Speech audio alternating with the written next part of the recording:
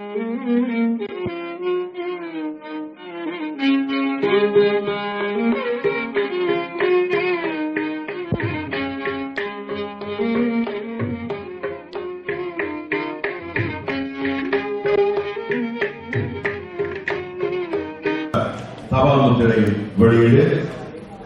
very close to the poster to begin the launching. Together, 5, 4, 3, 2, 1, launch.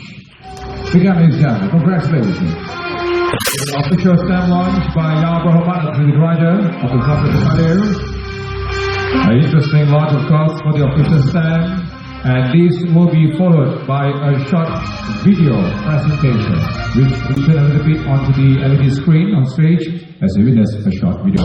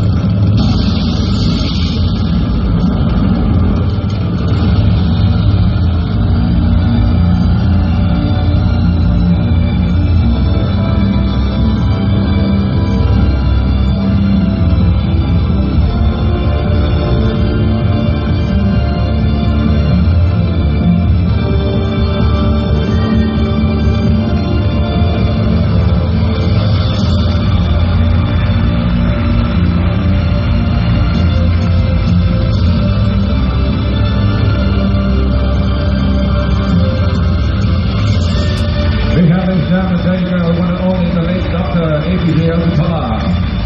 Science, space exploration, and technology very close to the heart.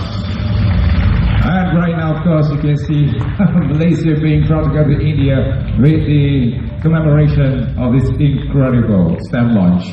Please continue to stand right now to three because it will be the official launch and establishment of Dr APJ Abdul Kalam Human Capital Development initiated by Perak Indian Chamber of Commerce. A very special launching, ladies and gentlemen, for the Human Capital Development initiated by the Perak Indian Chamber of Commerce. Right now will be the official launch and establishment, another short video production stage.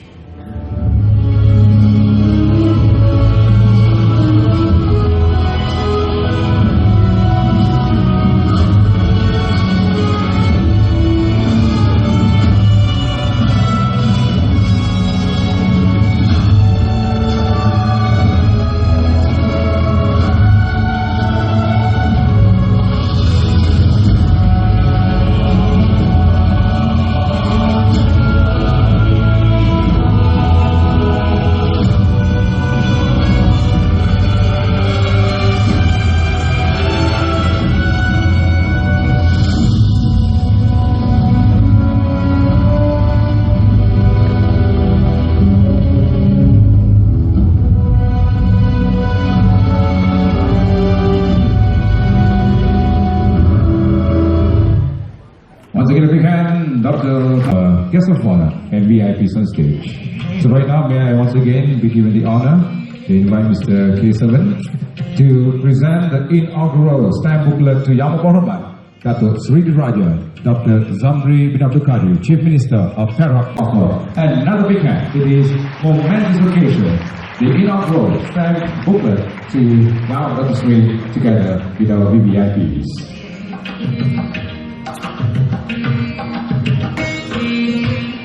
As we given the honor to officially open that fantastic stamp booklet and a sneak preview of a very interesting proud moment, ladies and gentlemen, India to Malaysia and all over the world, especially India to this great moment of togetherness, bridging the two countries together between Malaysia and India. Congratulations and once again, and another big round of applause for this momentous occasion on the official launching of this stamp booklet, remembering the late Dr. APJ Abdul Kalam, in memory through the stamps in Malaysia.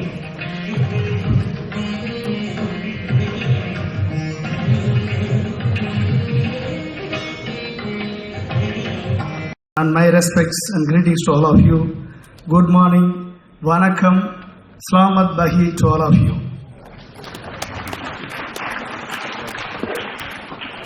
It is an honor for me to be invited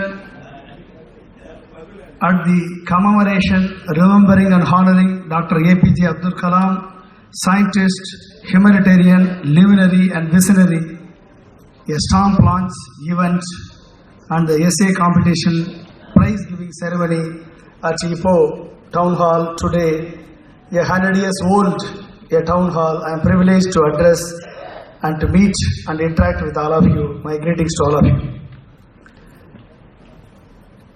அன்பு நண்பர்களே வணக்கம்.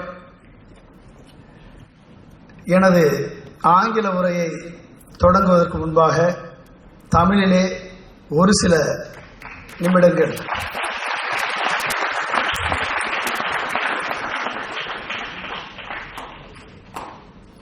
$64 கோடி இந்திய இளைஞர்களின் கனவு நாயகன் doctor Abdul Kalam உறக்கத்திலே வருவதல்ல கனவு, உன்னை உறங்க விடாமல் செய்வதுதான் கனவு என்ற லட்சிய விதையை அவர் விதைத்த அந்த அப்துல் கலாமின் பெயரிலே இந்தியா தபால் தலை வெளியிட்டது. அதை தாண்டி உலகத்திலே முதல் நாடாக மலேசியா இன்றைக்கு தபால் தலையை அவர் நினைவாக வெளியிடுகிறது. அதற்காக எனது மனமார்ந்த நன்றிகளை பெரேக் மாநிலத்திற்கும் பெரேக் இந்தியன் சேம்பர்ஸ் ஆஃப் காமர்ஸிற்கும் மலேசிய மக்களுக்கும் எனது மனமார்ந்த நன்றிகளை நான் தெரிவித்துக் கொள்கிறேன்.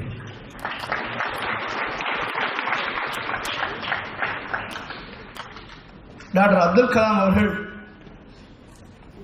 இந்த உலகத்திலேயே 2.5 கோடி மாணவர்களை, இளைஞர்களை சந்தித்து அவர்களோடு கலந்துரையாடி அவர்கள் கேள்விகளுக்கு பதிலளித்து அவர்களை உறுதிமொழி எடுக்க வைத்து I will become an enlightened citizen என்ற உறுதிமொழியை அவர்களை எடுக்க வைத்த ஒரே ஆசிரியர் உலகத்திலேயே டாக்டர் ஏபிஜே அப்துல் கலாம் அவர்கள்தான். அந்த கனவு நாயகனுக்கு இன்றைக்கு நீங்கள் இந்த தபால் தலையை வெளியிட்டு சிறப்பு செய்வது மிகவும் அவருக்கு நீங்கள் கொடுக்கக்கூடிய ஒரு அன்பின் வெளிப்பாடாக, அவரை போற்றுதலுக்குரிய அன்பின் வெளிப்பாடாக நான் பார்க்கிறேன். எனவே இந்திய மக்களின் சார்பாக மலேசிய மக்களுக்கு இந்த எனது நன்றிகளை காணிக்கையாக்கிக் கொள்கிறேன்.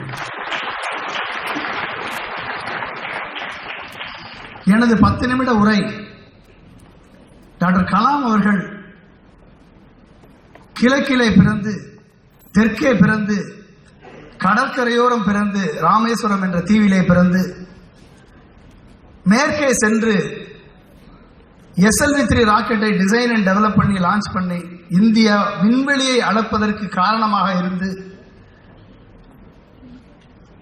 மீண்டும் கிழக்கே வந்து அக்னி ஏவுகணை போன்ற 5 ஏவுகணைகளை தயார் பண்ணி இந்தியாவின் பாதுகாப்பை பலப்படுத்தி மத்திய பகுதிக்கு சென்று ஸ்ட்ரென்த் ரெஸ்பெக்ட் ஸ்ட்ரென்த் என்று சொல்லி அணுகுண்டு சோதனையை செய்து இந்தியா ஒரு நியூக்ளியர் வெப்பன் ஸ்டேட் என்று உலகிற்கு உணர்த்தி பாதுகாப்பை பலப்படுத்தி இந்தியாவின் பாதுகாப்பு சிறப்பாக இருந்தால்தான் வளர்ச்சி அதற்கு துணையாக இருக்கும் என்று உலகிற்கு உணர்த்தி இந்தியா 2020க்குள் ஒரு வளர்ந்த நாடாக மாற வேண்டும் என்பதுதான் எனது லட்சியம், எனது கனவு என்ற கனவை பார்லிமெண்ட்டுக்கு மட்டுமல்ல, சட்டமன்றங்களுக்கு மட்டுமல்ல, இந்திய இளைஞர்களின் மனதிலே விதைத்த அந்த கனவு நாயகன் எதை தனது மூச்சாக பேச்சாக, மாணவர்களை தனது மூச்சாக பேச்சாக அவர் எண்ணினாரோ அந்த மாணவர்களோடு உரையாடும் பொழுதே கிழக்கிலே இமயமலையின் அடிவாரத்திலே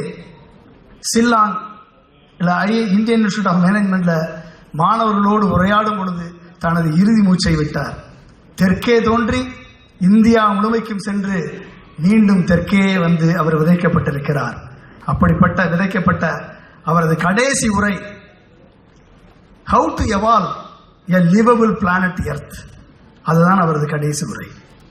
அவர் இந்தியா உலகத்தை எப்படி ஒரு வாழ்வதற்கேற்ற உலகமாக மாற வேண்டும் என்ற உரைதான் அவரது கடைசி உரையாக அமைந்தது. அவர் உலகம் முழுவதும் சென்று how to make this planet a livable planet Earth என்ற தத்துவத்தை, கருத்தை அவர் விதைத்தார். எனவே அது மட்டுமல்ல, இந்தியாவிற்கு டெவலப்ட் இந்தியா விஷன் 2020 என்ற திட்டத்தை கொடுத்தார். 25 ஆண்டுகளுக்கு முன்பாக சிந்தித்து 2030 இந்தியா எரிசக்தி சுதந்திரத்தை பெற்ற நாடாக மாறும் என்ற திட்டத்தை கொடுத்தார். 2050 உலகத்தில் நிலக்கரி இருக்காது, கேஸ் இருக்காது, ஆயில் இருக்காது. இப்படிப்பட்ட சூழலிலே சூரிய ஒளியில் இருந்து மின்சாரத்தை எப்படி தயார் செய்வது என்ற லட்சியத்தை அவர் ஏரோஸ்பேஸ் விஷன் 2050 என்று கொடுத்தார். இதை பார்த்த America Kalam NSS national space society space solar power mission என்ற திட்டத்தை உலகிற்கு அனௌன்ஸ் பண்ணது.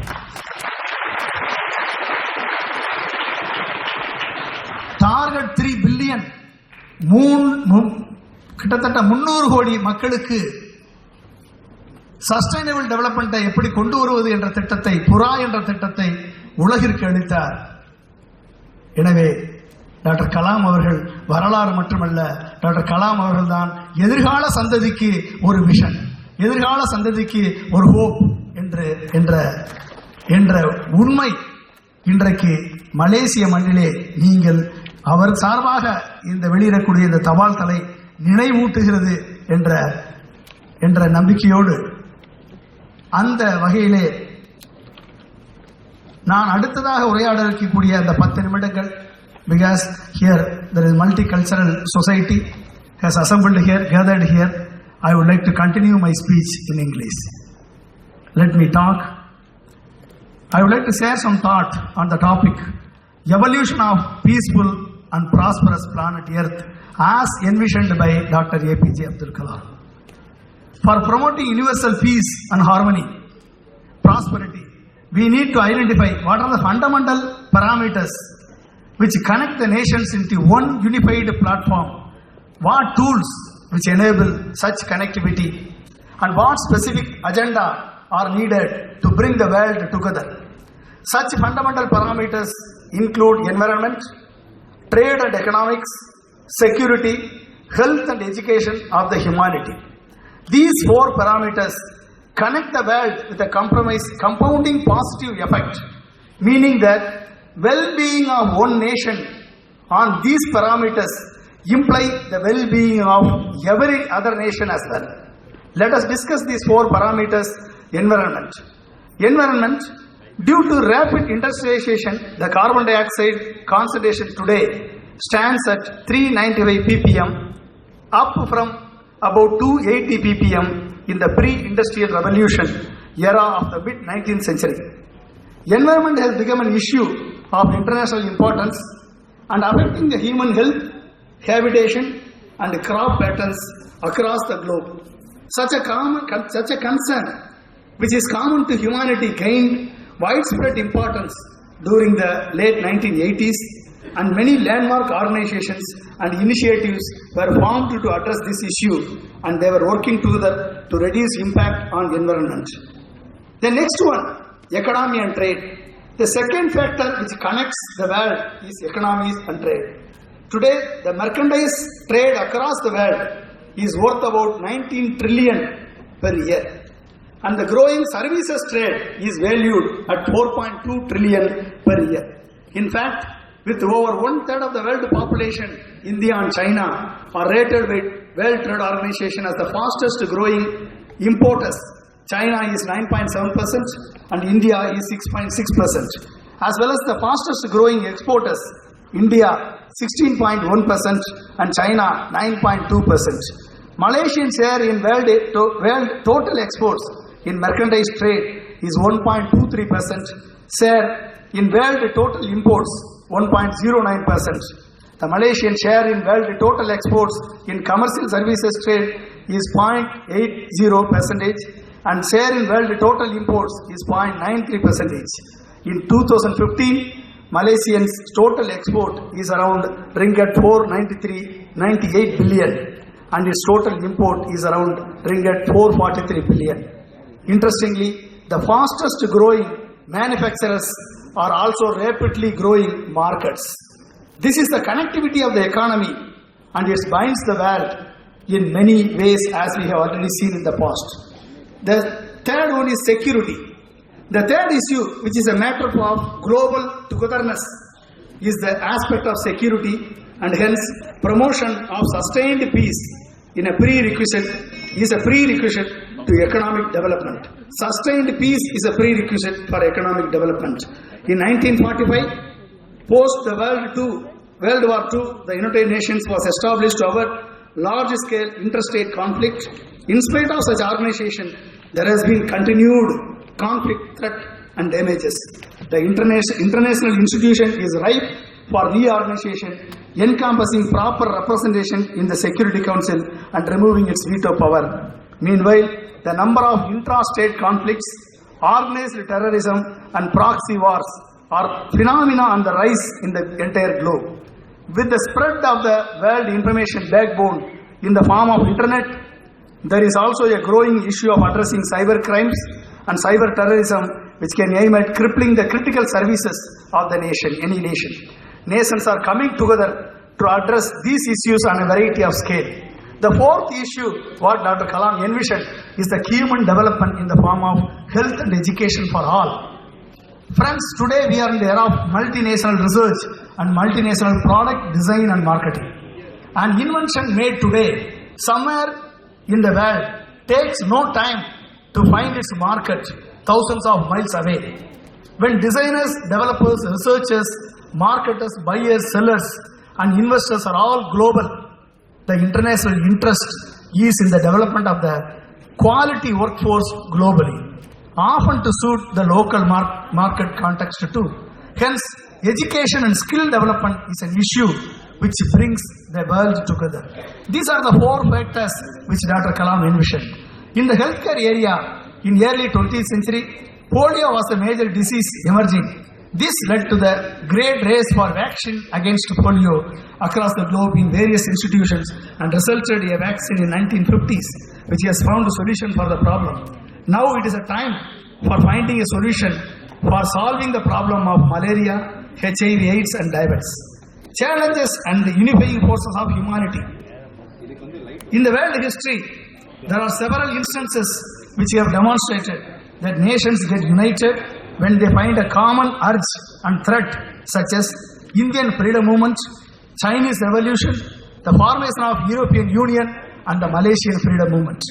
Now, the time has come to find such a common urge and threat for compelling the humanity to live in peace, prosperity as a global humanity.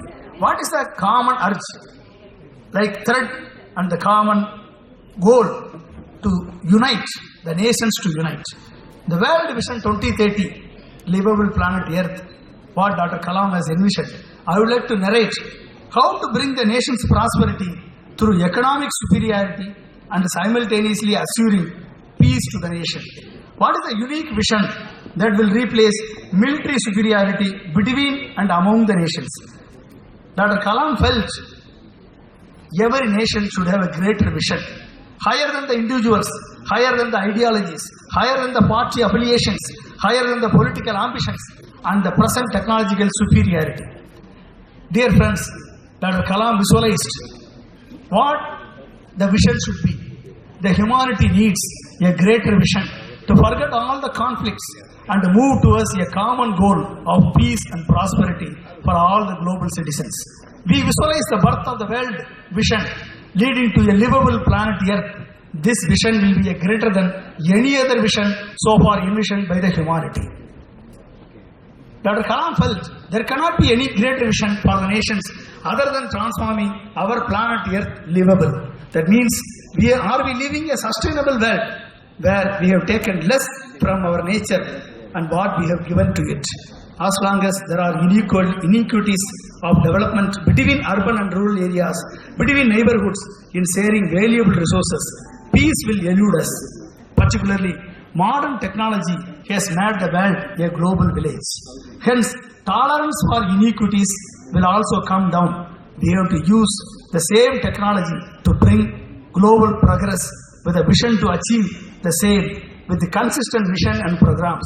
Hence, while creating wealth in the classical sense, we need to find new opportunities to serve the knowledge society in ways hitherto not imagined. The solution may be to find products for 7 billion people of the world, so that the whole world will own up the business.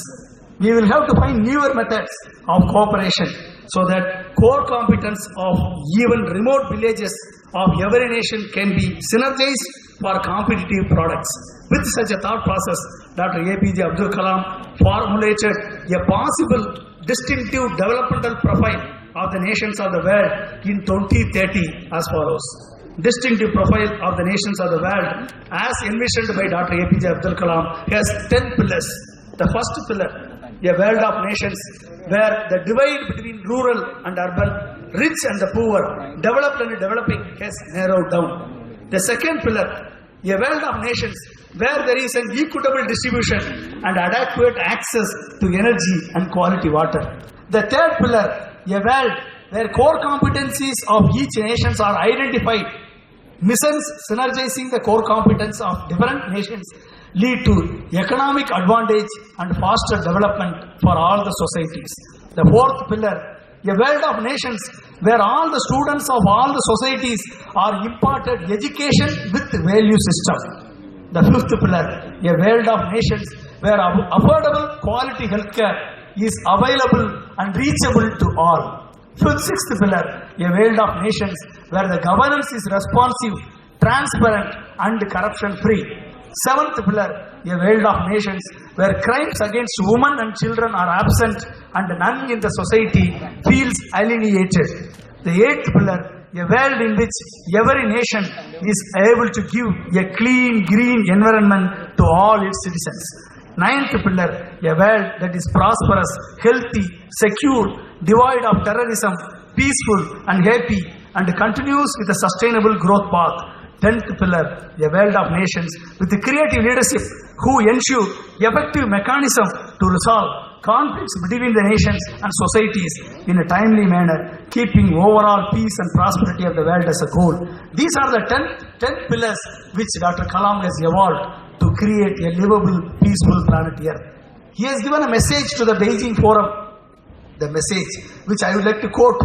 The nations are one way or the other for centuries survived based on the conflicts, be it national, regional and global. There is an element of frustration among nations now about these conflicts themselves, and the people would like to live in peace. If we go into details, I have come to the conclusion, every nation, Dr. Kalam says, every nation needs a mission bigger than its people, bigger than the nation. Can the Beijing Forum evolve and present a greater vision where the nation will be busy and committed, work globally, regionally and nationally, resulting in conflict-free, peaceful, prosperous societies of the world? This is the message Dr. Kalam has given to the world. What is the one cause which will unite regions, nations and the world and facilitate a happy, harmonious living apart from being productive? I would like to present the experience of Dr. Kalam in evolving one such vision, that is, he is the leader beyond the boundaries of the nation. Dr. Kalam is the leader beyond the boundaries of the nation. He has given, when he was invited to address the Pan-African Parliament, he has given a vision called the Pan-African E-Network, which connects 53 African nations and provide education and healthcare services from India to Africa, and connect all the 53 nations to provide e-governance services which will ultimately meet the Millennium Development Goals set for Africa by the government of India's support, which is a 125 million project which is given to connect Africa, thereby connecting, shaking hands of India and Africa together as a brothers of two countries. This is the mission Dr. Kalam has given to the world. He has addressed 8 spacefaring nations across the world and has come out with a mission called Space Solar Power Mission, that is how to harvest the solar power from the space. That vision has kindled the imagination of the United States, and they have launched the vision called Kalam Innocence Space Solar Power Mission. That is why I told Dr. Kalam is not the leader of India alone. He is the leader beyond the boundaries of the nation. He is the leader of the world. So, In conclusion, Dr. Kalam has evolved 4 strategies for the world to consider, the nations of the world to consider. These 4 strategies will give a vision to the youth, will give a vision to the students, which will make them to work for attaining the livable, peaceful and planet Earth. These 4 strategies, which I would like to present to you to understand what is the vision of Dr. Kalam by 2030. The first vision, first strategy for evolving the world knowledge platform for global action is the first global threat. He identified the threat and the challenge, and he has given the opportunities. The first global threat is the global environment degradation and climate change, which is bothering the world of nations. What will be the global solution? Dr. Kalam believed achieving energy independence globally with the regional cooperation may bring the optimal solution to this threat. It is essential to evolve right perspective on realizing the energy independence vision by 2030, graduating from energy security. This basic foundation, the basic foundation for achieving energy independence has to be built on the principles of environmental impact mitigation, selecting the right energy mix directly linked to the sustainable economic growth of the nation, keeping the democratic dimensions in mind, and the use of the 5th fuel, namely constantly improving the energy efficiency in an integrated way, finally harnessing the space solar power for 24/7 using space solar mission. This is a global mission which Dr. Kalam has advocated. He has said about $1 billion over the 5 years needs to be dedicated to the development of the feasible and commercially viable solution in this domain by the world of nations. The second mission, the second threat is trade deficit and global economic recession, which is affecting many nations, including India and China too.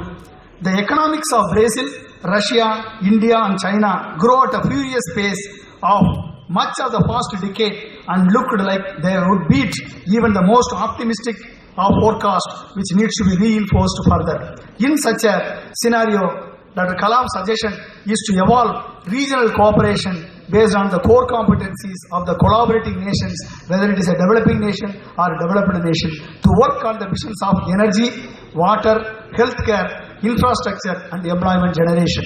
He said around $750 million is needed over 5 years to be dedicated to the development of the economic systems which are equitable, just and robust for the global nations in this domain.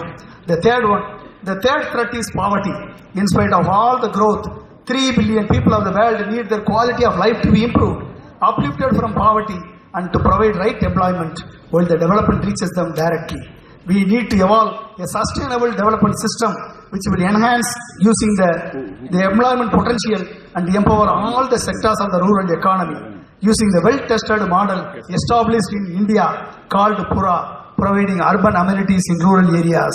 About 1 billion over 5 years is needed to dedicated to the development of Pura as an enterprise model for global rural community of 3 billion human beings in the world, in the developing countries.